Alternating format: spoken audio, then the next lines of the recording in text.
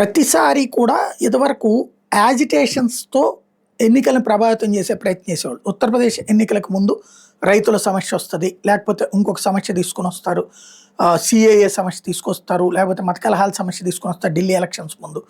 ఒక agitation create చేసి ఓట్లని anti BJP తీసుకురావడం, యాంటీ మోడీ తీసుకురావడం అన్న ప్రయత్నం జరుగుతోంది.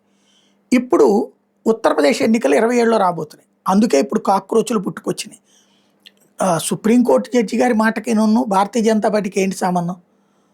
సుప్రీంకోర్టు జడ్జి గారికి పెట్టినట్టు మాటల మీద వ్యతిరేకంగా పెట్టినట్టు స్టార్ట్ చేసి బీజేపీని టార్గెట్ చేస్తున్నారు. అంటే ప్రజల్లోకి తీసుకెళ్తుంది సుప్రీంకోర్టు చీఫ్ జస్టిస్ ఏదో బీజేపీ పెట్టినట్టు అన్నటువంటి.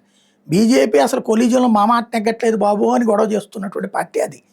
అయినా సరే ఆ కోణంలో తీసుకువెళ్ళడం బేసిక్గా ఏంటయ్యా అంటే సుప్రీంకోర్టుని భయపెట్టడం కంటే కూడా భారతీయ జనతా పార్టీని రేపు ఉత్తరప్రదేశ్ ఎన్నికల సమయానికి మిగతా పార్టీలన్నీ కూటమి కట్టడానికి దీన్ని కాక్రోచ్ కాన్సెప్ట్ని వేదికగా మలుచుకుంటున్నది.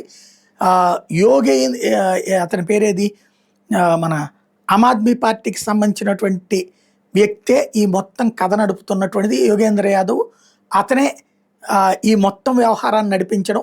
కమ్యూనిస్టులు, కాంగ్రెస్, సమాజ్వాదీ పార్టీ, బహుజన్ సమాజ్ పార్టీ ఇట్లా అందరినీ ఏకం చేసి కాక్రోచ్ పేరుతో ముందుకు తీసుకెళ్లే ప్రయత్నం. అంటే యూపీఏ ఫెయిల్ అయ్యింది, ఐఎన్డీఏ ఫెయిల్ అయింది.